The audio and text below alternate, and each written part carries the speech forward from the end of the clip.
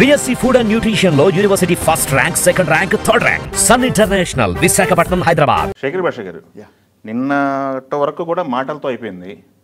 నిన్నేంటి ఒక టీవీ స్టూడియోలో man handling కూడా దిగారు ఇద్దరు. లావణ్యాన్ని ఎందుకు ఆ స్టేజ్కి తీసుకొచ్చారు, తనెందుకు ఆ స్టేజ్కి వెళ్ళింది, ఏ పాయింట్ దగ్గర? సో బేసికల్ మీరు గమనిస్తే అక్కడ పాయింట్ మీద డిస్కషన్ జరగట్లా. ఓకే, ఎంతసేపు డైవర్ట్ చేయడానికి జరుగుతుంది. ఒక్కసారి నేను ఆ ప్రీతి అండ్ ఉదయ్ అని పేరు చెప్పగానే ముసుగు తీసేసి అసలు రంగులు బయటకు వచ్చేసాయి. ఆ మొహం మీరు గమనిస్తే కంప్లీట్గా రెడ్ హ్యాండెడ్గా దొరికిపోయిన ఫేస్. వెంటనే అక్కడి నుంచి ఎంత తొందరగా ఎలా బయటపడాలని ఆలోచిస్తుంది. వెంటనే మెసేజ్ పెడితే నాకు తెలిసి దిలీప్ శంకర్ గారికి పెడితే సార్ ఇప్పుడు ఏం చేయాలి ఎలా తప్పించుకోవాలంటే ఏదో డ్రామా చేయాలి అనుకున్నట్టున్నారు. మొత్తానికి చెప్పి ఇసిరేసింది. చెప్పు నాకు బేసికల్లీ తగల్లా, కాకపోతే వాళ్ళ థంబ్నెయిల్స్ ఎలా పెట్టుకున్నాయి ఇసిరేస్తే అక్కడెక్కడ పడింది ఏంటని ఇట్లా చూశాను. ఒకవేళ తగులుంటే నేను అప్పుడే లేచి లెఫ్ట్ అండ్ రైట్ ఇచ్చేవాడు నేను.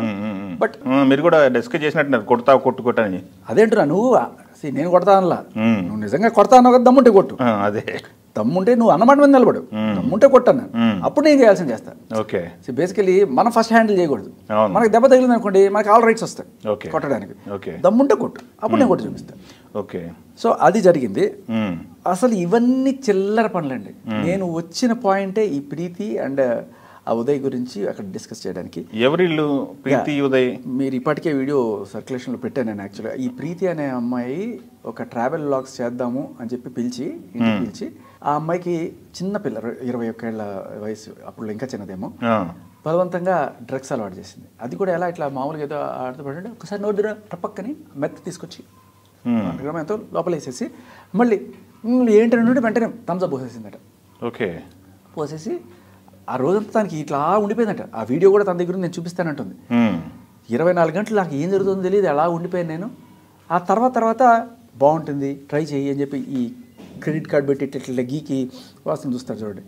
అలాంటివన్నీ కూడా అమ్మాయితోటి నేను చెయ్యను అంటున్నా కూడా బలవంతంగా చెప్పింది. అమ్మాయి చాలా బాధలు చెప్పుకుంది. సో ఫస్ట్ ఆఫ్ ఆల్ ఆ అమ్మాయి ఇలా ధైర్యంగా బయటకు వస్తుంది అని ఏ రోజు అమ్మాయి అనుకోలే. నేను వస్తోంది అని చెప్పినప్పుడు అప్పటికే రంగులు మారిపోయినాయి. ఓకే, అవునా రమ్మను ఏమంటా, అప్పటికి ధైర్యం ప్రదర్శించింది.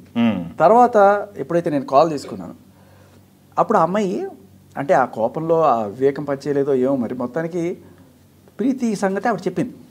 అంటే she could have just said అంటే this is any other voice, ఎవరో పెయిడ్ ఆర్టిస్ట్ని తీసుకొచ్చి నువ్వు మాట్లాడిస్తున్నావేమో అని ఉండొచ్చు. ఇన్నాళ్ళు నన్ను అంటుంది కదా పెయిడ్ ఆర్టిస్ట్.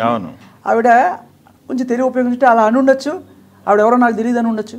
బట్ ఆవిడ అనలా, దాంట్లో పనిచేయాలి. ఆ ప్రీతి నా దగ్గరకు వచ్చిందని చెప్పింది, 3-4 సార్లు కలిసిందని చెప్పింది, ప్రీతి నన్ను అక్క అని పిలుస్తుందని చెప్పింది, వాళ్ళకి సంబంధం ఉందని అది ప్రీతి వాయిస్ అని కూడా గుర్తుపట్టింది. ఓకే, వెంటనే ఫోన్ తీసి ప్రీతి నా గురించి ఏం మాట్లాడిందో చూపించని చెప్పి ఆ కాల్ కూడా వినిపించింది. ప్రీతికి ఆవిడకి సంభాషణ ఆవిడే వినిపించింది. So that establishes the Preethi and Lavanya connection by her own mines. ఆవిడే ఒప్పుకున్న కాల్ ఒకటి వినిపించింది. ఆవిడ ఏదో చెప్పడానికి ట్రై చేసినా కూడా మనకి అదొక సాక్ష్యంగా పరిగణించవచ్చు మనం. ఓకే, ఆవిడ ఒప్పుకొని అథెంటిసిటీ ఇచ్చిన వాయిస్ ప్రీతి. ఇప్పుడు ప్రీతి చెప్పేది వినండి అని చెప్పి నేను ఇప్పుడు నాట్ ఎనీ అదర్ వాయిస్ ఆవిడ చెప్పుకొచ్చింది. అంత ఇప్పుడప్పుడు ఇంకా అయిపోయింది. అంతటితో ఆగకుండా అంటే సగమే చెప్తుంది, ఈ లోపలే రచ్చ ఆయన దిలీప్ శంకర్ వచ్చేస్తారు, ఆయన అన్పార్లమెంటరీ లాంగ్వేజ్ మాట్లాడుతుంటారు, ఈవిడ వచ్చేస్తుంది, ఈవిడ చంద్రముఖి కాంచన అన్నీ వచ్చేస్తున్నాయి. బట్ పాయింట్ డైల్యూట్ అయిపోతుంది. నేను వచ్చిన పాయింట్ నాకు అసలు ఆవిడ ఉందని కూడా తెలియదు స్టూడియోలో. నేను ఏం చేశానంటే వాళ్ళు ఫోన్ చేసినప్పుడు, సార్ ఇట్లా ఒక ఇది ఉంది శాటిలైట్ ఛానల్ కదా, మీకు బాగా రీచ్ ఉంటుంది, సో ఫస్ట్ మీ దగ్గరికి ఎవిడెన్స్ తీసుకొద్దాం అనుకుంటున్నాను అంటే, రండి సార్ అన్నారు. తేడా చూస్తే అక్కడ ఈవిని కూర్చోబెట్టి వాళ్ళ బేసికలీ వాళ్ళ ప్లానే వేరే ఉండే. నాకు అది అర్థం కాదు. ఇద్దరు కొట్టుకోవడం, తిట్టుకోవడం, అరుచుకోవడం, మున్సిపాలిటీ బిందెల దగ్గర పెట్టుకొని కొట్టుకుంటుంటారు చూడండి, చిల్లర పంచాయతీలు కొట్టుకోవడం, ఇది హైలైట్ అవ్వాలి. బేసికలీ వాళ్ళ ఇంత డిస్కషన్లో ఏదైనా ఒక పాయింట్ నిజంగా ఏదైనా బయటకు వచ్చిందంటే, ఆ ప్రీతి అనే ఒక అమ్మాయికి అన్యాయం జరిగింది. చిన్న పిల్లకి డ్రగ్స్ బలవంతంగా అలవాటు చేసిన లావణ్య అనే థంబ్నెయిల్ రాకపోగా అక్కడికి వచ్చిందండి చెప్పు విసిరిన లావణ్య, చేత్తో కొట్టిన శేఖర్ భాష. ఇదే ఓకే, ఈ రెండు జరగలేదు అక్కడ. ఓకే, బట్ ఇది టైటిల్. మనకు కావాల్సింది ఏంటి, ఒక హెల్తీ పాయింట్ ఆఫ్ డిస్కషనా, లేకపోతే ఇలా చిల్లరగా ఎమ్మడక్కడ ఏడనుకుంటూ కొట్టుకోవడం.